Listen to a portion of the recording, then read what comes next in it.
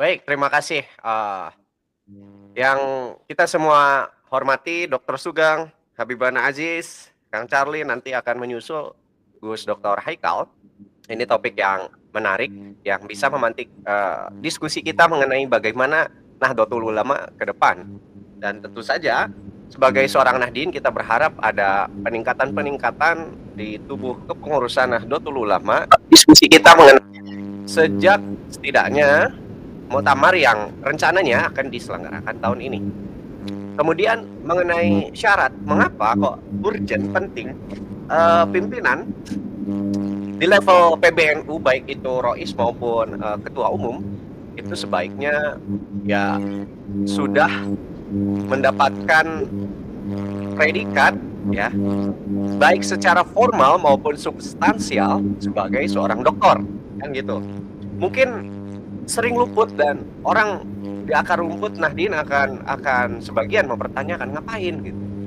Apakah tadi seperti pertanyaan Kang Charlie, apakah karena ada rasa distrust, ketidakpercayaan publik terhadap PBNU misalnya? Itu bisa muncul, tetapi poin yang harus ditekankan adalah di sini, terutama sekali adalah predikat substansial sebagai doktor dalam arti level kepemimpinan di pengurus besar itu lingkupnya sungguh luar biasa, meliputi kepemimpinan akar rumput maupun struktural NU tidak hanya yang ada di Indonesia, tapi juga di seluruh dunia. Karena NU itu di berbagai belahan dunia juga ada, yaitu pengurus cabang istimewa. Ya, di UK ada, di Jerman ada, di Belanda ada, di New Zealand, di Australia, di Amerika Serikat bahkan itu ada. Dan NU itu berada di dalam percakapan global. Ya, NU ada di dalam percakapan global, kendati dia mengakar dari satu tradisi keislaman tradisional yang mungkin itu dianggap deso, berasal dari desa, tetapi di situ NU juga berada di dalam percakapan global ini, sehingga dibutuhkan satu penguasaan epistemologis yang paling tidak levelnya itu doktor, gitu. Sekali lagi di dalam arti substansial, tidak hanya itu formal predikat gelar doktor yang mungkin dapat gelar doktor ya bisa aja beli lah gitu kan, segala macamnya kan itu seperti hal yang biasa hari ini di Indonesia. Apalagi kalau modelnya misalnya itu doktor honoris causa, hasil hadiah saja dari politisi di Indonesia gitu kan. Yang tentu saja kita juga mengkritisi fenomena honoris causa ini.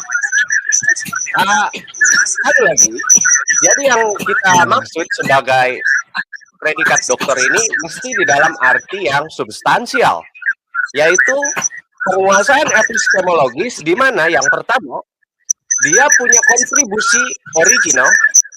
Ini suaranya mirroring ya? Dari siapa ya? Sorry. Ya. Lanjut, Bet. Nah, yang pertama dia harus punya original contribution to the body of knowledge. Dia harus punya kontribusi yang sifatnya asli terhadap satu bangunan ilmuwan tertentu. Bebaslah ilmunya. Mau misalnya ilmu filsafat, mau ilmu fikih, mau ilmu ekonomi, mau ilmu tasawuf, ilmu apapun rumpunnya. Bahkan ilmu-ilmu eksak sekalipun. Matematika, biologi, kimia, fisika, why not? Tetapi yang jelas, poinnya adalah seorang pemimpin dalam organisasi sebesar Nahdlatul Ulama di pucuk pimpinannya itu mempunyai prasyarat penguasaan epistemologi yang ditandai dengan gelar doktor, yang mana secara substansial gelar doktor itu yang pertama adalah itu tadi, original contribution to the body of knowledge. Kontribusi yang asli terhadap pengetahuan. Yang kedua, pentingnya gelar doktor ini selain daripada kontribusi terhadap ilmu pengetahuan, ialah bagaimana dia juga memiliki komitmen kuah alias disiplin terhadap bidang keilmuan. Karena apa? Organisasi ini bernama Nahdlatul Ulama.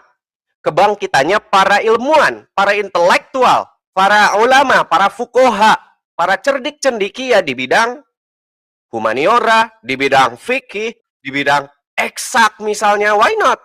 Nah, dari definisi itulah kita mendapatkan urgensi pucuk pimpinan organisasi kebangkitan intelektual, kebangkitan cerdik cendekia, kebangkitan para ilmuwan, kebangkitan para fuqaha, para ulama, maka pemimpinnya ya sebaiknya betul-betul ulama yang mana itu sudah teruji di dalam level doktoral. Begitu sebagai pengantar Kang Charlie. Oke.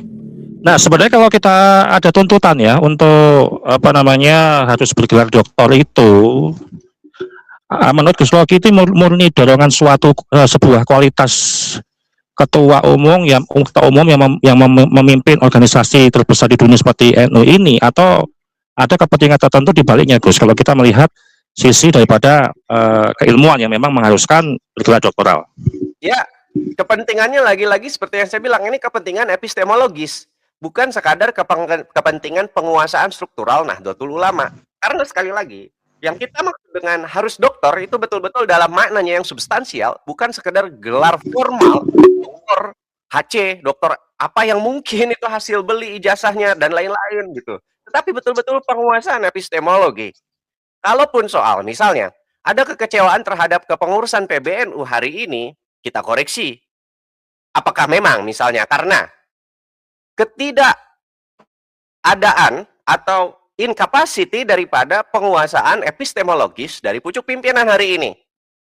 Yang alih-alih misalnya harus disiplin terhadap satu keilmuan, di mana organisasi ini adalah Nahdlatul Ulama, disiplin sebagai seorang intelektual, hasil penggodokan ilmiah yang dia laksanakan, malah misalnya terjebak kepada konflik kepentingan, misalnya di dalam hal persoalan pengelolaan tambang.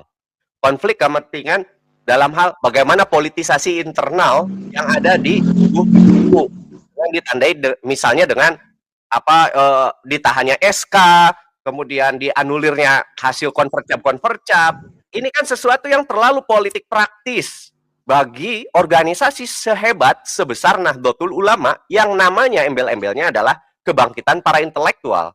Nah, jadi opini mengapa penting di level struktural pucuk pimpinan organisasi Nahdlatul Ulama yang tertinggi, Rois Am dan Ketua Umum itu urgent punya gelar substansial sebagai doktor, yaitu penguasaan. Ya. Oke, baik. Kita ke Dr. Sugeng ya. Jadi gini Pak Dok, ketika kemarin saya melakukan survei ya untuk persepsi publik di tingkat pengurus NU, kemudian pesantren, kemudian NU kultural melalui kuesioner secara daring ya, online dan di lapangan, itu saya menemukan sebuah pola ya, sekitar 70% lah percakapan keinginan publik lah ya, itu mulai mengaitkan kepemimpinan NU itu dengan kualitas intelektual. Bukan hanya sekedar memimpin umat, bukan sekedar memimpin, sekedar jadilah Rois Am ataupun Ketua Umum PBNU, bukan hanya karisma atau keilmuan tradisional. Dan artinya inilah sebuah pergeseran ekspektasi publik yang diinginkan sekarang ini. Dan ini kenapa Pak Dok? Ya. Okay. Sorry, ini saya tadi ditelepon landlord, jadi ternyata ada janji. Sebagai penutup sih dari saya begini. Diskusi ini nantinya akan mengantarkan kita pada perdebatan apa urgensinya sekadar gelar akademis dan lain-lain. Apalagi ketika misal diambil percontohan pernah ada ketum PBNU yang tanpa gelar doktor tetapi dinamikanya itu sangat visioner bagi Nahdlatul Ulama, bagi bangsa Indonesia. Siapa? Gus Dur misalnya. Nah, kita harus mengcounter argumen ini dengan cara bahwa apakah ada hari ini di antara elit PBNU yang figurnya itu levelnya sama kayak Gus Dur. Katakanlah yang hari ini ada Gus Yahya ya. Mungkin akan mengidentifikasi diri sebagai ABG, anak buah Gus Dur, murid Gus dan seterusnya. Gus Dur waktu itu main ke Israel, membuka perbincangan dengan Yahudi di sana karena Gus Dur juga punya pengalaman berkuliah dan sekamar dengan orang Yahudi dan seterusnya. Tetapi apakah Gus Yahya ada di level yang sekali bergus Dur di dalam hal misalnya dinamika dengan Israel, bagaimana hubungan dengan kelompok Yahudi? Yang ada kan malah kecelek gitu kan, sehingga akhirnya harus klarifikasi, saya ke Israel itu begini dan begini. Itu yang pertama. Kemudian yang berikutnya adalah selain daripada gelar doktor yang sekali lagi saya bilang secara substansial bukan sekadar secara formal ada embel-embel doktor, gelar doktor yang mungkin bisa dibeli, mungkin nyuruh orang jadi ghostwriter untuk mengerjakan tesisnya dan seterusnya. Tetapi bagi saya yang dimaksud dokter di sini adalah menghindari potensi adanya cognitive bias kognitif terutama misalnya kalau dikaitkan kepada dinamika atau diskursus Haba-Iba Alawi. Kalau orang sudah terkena bias kognitif, mau sehebat apapun gelar akademiknya, profesor, ya tetap kibin. Artinya apa? Hilang objektivitas keilmuannya. Di situ poinnya. Kenapa harus dokter itu? Sekali lagi, menghindari adanya bias kognitif di dalam bagaimana mempersepsi realitas sosial. Kemudian yang berikutnya adalah, saya pernah mendapatkan ini ketika mengikuti kaderisasi Nahdlatul Ulama ya. 30 tahun ke depan, ada 2 organisasi besar yang itu akan hilang. Yang pertama, organisasi ini sering berkumpul, sering dikumpulkan, tetapi tidak dididik.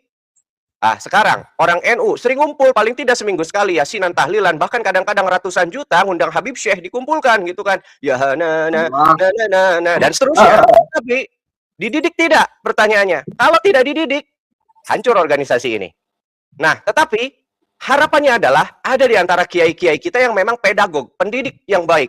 Ada Kiai Said Akil Siraj, ada Kiai Marzuki Mustamar, kemana-mana itu ceramah memberikan edukasi, mendidik masyarakat, mendidik Nahdiyin. Yang kedua, ada organisasi yang dididik dengan baik, sekolahnya, universitasnya banyak, bahkan punya rumah sakit, tetapi tidak dikumpulkan. Ya kita tahu misalnya Muhammadiyah itu kampusnya di mana-mana, terdidik orangnya, tetapi jarang ngumpul ya karena mereka nggak ada yasinan, tahlilan, dibaan, apalagi ngundang Habib Syekh rame-rame konser gitu kan. Itu nggak ada kultur begitu di Muhammadiyah. Tetapi poinnya kita belajar dari Muhammadiyah itu bahwa pentingnya penguasaan epistemologi dan para ulama-ulama, para elitnya Nahdlatul Ulama itu betul-betul menjadi pedagog, pendidik terhadap Nahdiyinya, bukan demagog yang sekadar mengarahkan opini Nahdiyin untuk percaya A, percaya B, menelan mentah-mentah doktrin A, doktrin B, menelan mentah-mentah satu kultus, satu khurafat A, B, C, D, dan seterusnya sebagaimana sering dikaji oleh Habib Aziz Jazuli. Nah, yang terakhir adalah tentu kita mengerucut pada figur-figur yang tentu saja dalam kapasitasnya sebagai ulama NU dan juga kredibilitasnya karena menguasai epistemologi keilmuan.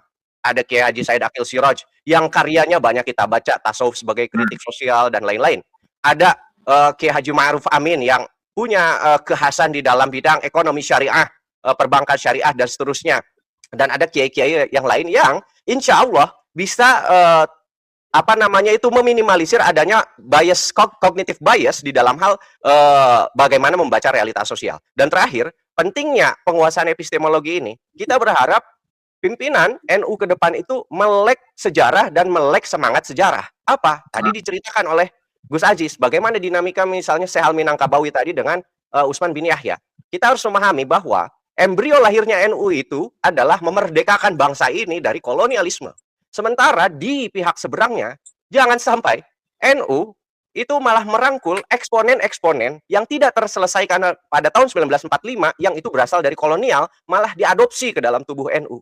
Kalau pengadopsian itu terus terjadi, maka NU bukan lagi organisasi yang mencerdaskan masyarakat Islam, bukan lagi mencerdaskan Nahdlatul Ulama, bisa-bisa jadi intern kolonialisme terjadi di Nahdlatul Ulama. Itu yang tidak kita harapkan. Nauzubillah min dzalik. Akhirul kalam, wallahu muwaffiq, lakum amiq thoriq. Wassalamualaikum warahmatullahi wabarakatuh. Terima kasih, saya isi duluan.